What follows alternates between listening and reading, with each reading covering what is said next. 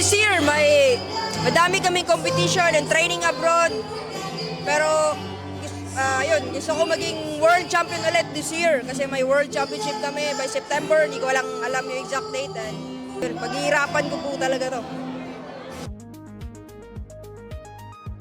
Yes po, hindi naman po nawawala yan. Pero sa ngayon, mas focus po muna ako sa mga malapit na competition po. Sa mga kabataan po na inahangaan po kaming mga atleta po, thank you. Dahil nakita nyo yung paghihirap din namin, nakita nyo yung magandang nabibigay din namin sa sarili namin, sa bansa, sa pamilya namin. And patuloy lang kayo sa pangarap ninyo. And syempre, magtiwala sa sarili nyo dahil kung hindi kayo magtitiwala sa sarili nyo, walang gagawa nun.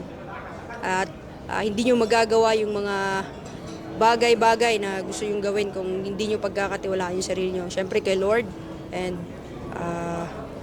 always sipag lang, focus sa bagay na gusto nyo makuha, and i-enjoy nyo yung buhay nyo at mahalin nyo yung ginagawa nyo.